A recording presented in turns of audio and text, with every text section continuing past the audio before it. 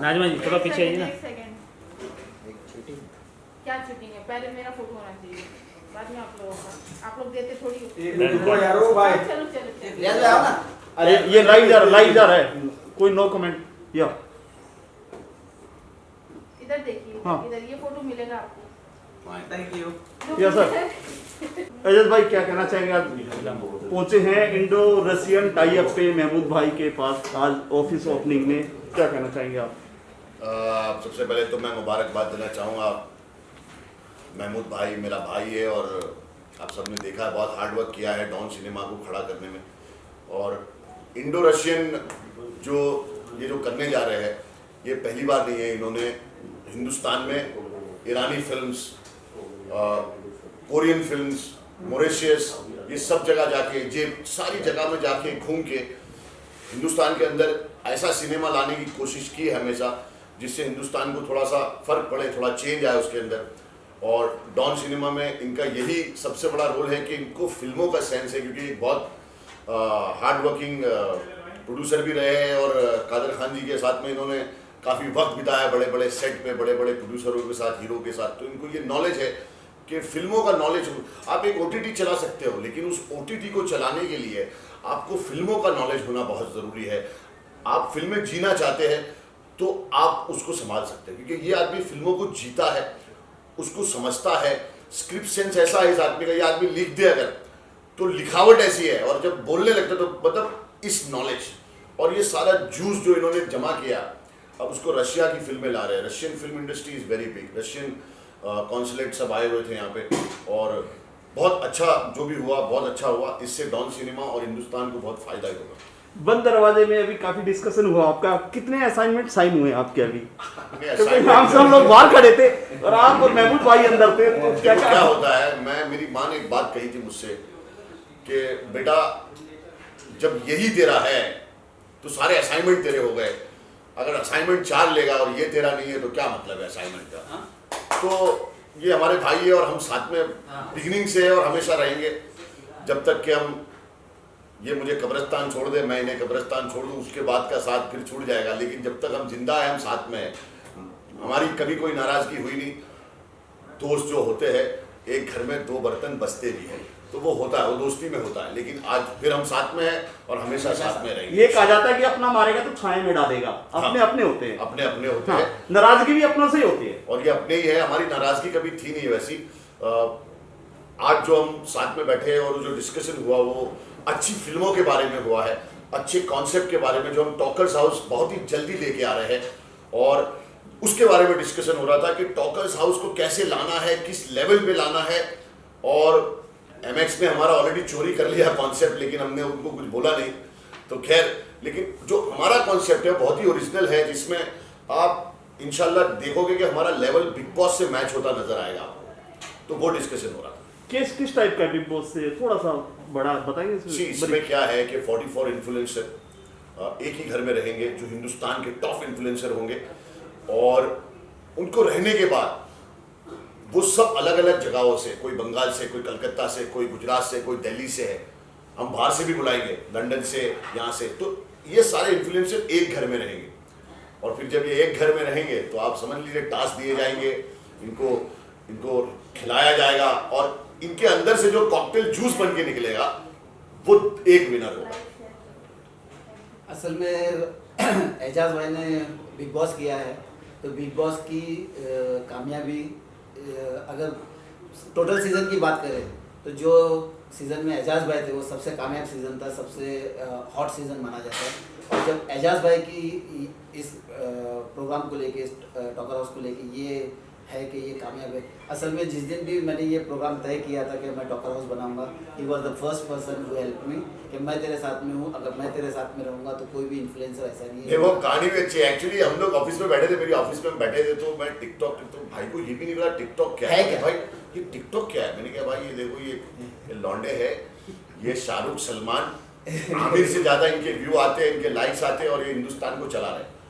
फिर वो आइडिया निकाला हम लोग ने और हमने बोला एक शो बनाते हैं और इन्होंने वो शो को रेडी किया।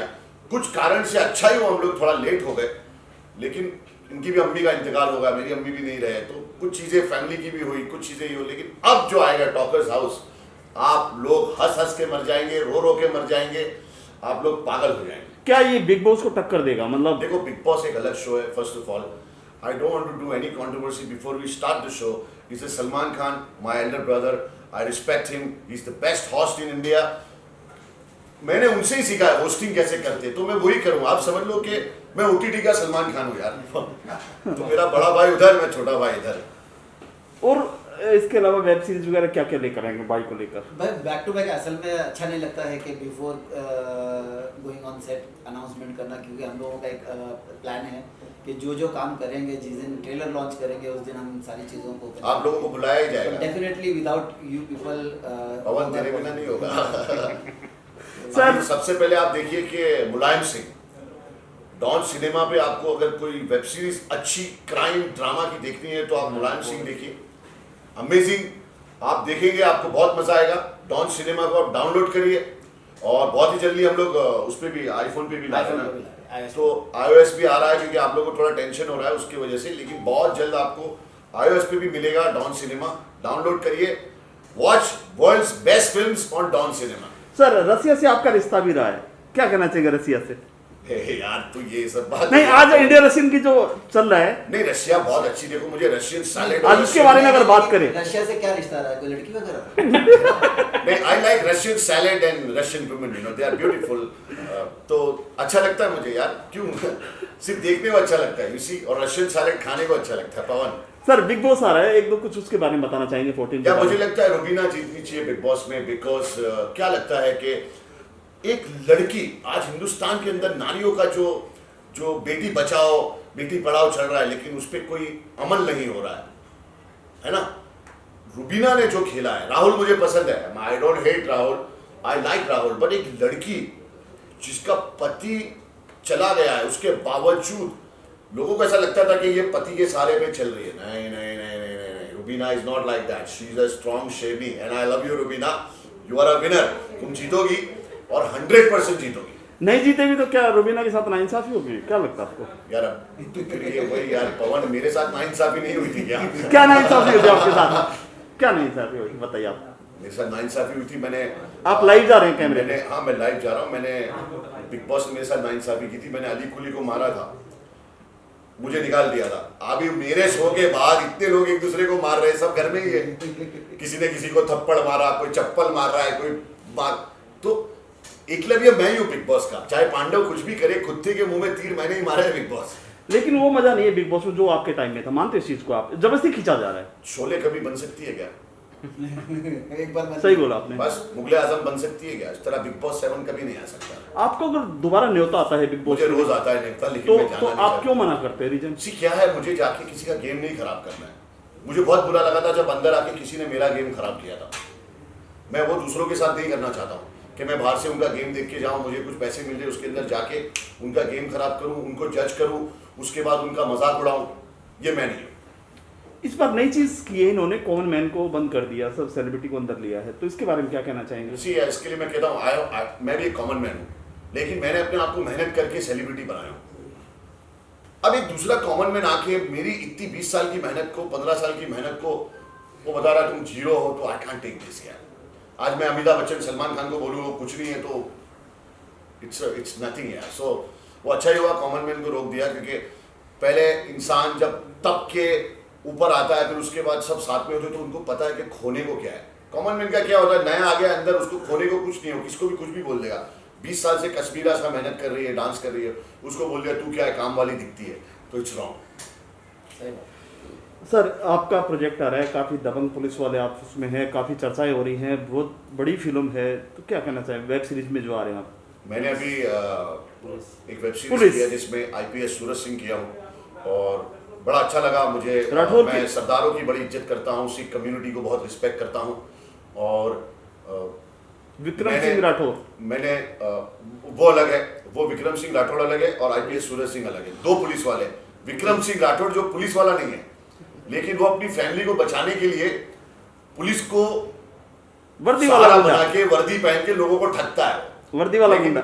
इन दी एंड असली पुलिस को समझ में आ जाता है, और फिर लेकिन उसके काम की वजह से उसको, अब वो आगे तुमको वो बताऊंगा। लेकिन IPS सूरज सिंह का ऐसा है कि एक सिख कम्युनिटी जो पूरे देश में और पूरी दुनिया में पीस का जो संदेश होता है वो फैलाती है। आप देखिए, आप किसी गुरुद्वारा पे चले जाइए, आपको वहाँ खाना मिलेगा, आपको ये नहीं पूछिए तुम्हारा नाम पवन है या एजाज है या ये है, वो सीधा आपको खाना खिलाएंगे अच्छे से और आपको भेजेंगे। तो मुझे सिख कम्युनिटी बड़ी अच्छी लगती है, मैं बड़ी रिस्पेक्ट करता हूँ उनकी, और डटे रहने में तो उनको सलाम। और आईपीएस सूरज सिंह का भी वही काम है। और कुछ कहना चाहेंगे ज़्यादा जाते सर? डॉन सिनेमा के बारे में आप क्या कहना चाहते हैं? डॉन सिनेमा के बारे में मैं जितना कहूँ उतना कम है। मैंने जैसे अभी कहा कि सबसे पहले आप इसको डाउनलोड करिए और डॉन सिनेमा की सबसे original web series Mulayam Singh देखिए। आपने देखी? हाँ मैंने देखी, मुलायम सिंह मैंने देखी। मैंने तो इन्होंने मुझे बुला के दिखाई, और सबसे पहले भाई ने मुझे ही बुला के ट्रेलर दिखाया था, और मैंने वो देखते ही मुझे, उसमें सब बड़े बड़े एक्टर है, दिग्गज एक्टर है उसमें, तो it's a crime drama and it's good. आज लोगों को यही सब पसंद है और लोग जानना चाहते हैं मुलायम सिंह की लाइफ कैसे एक आम आदमी इतना बड़ा बनता है।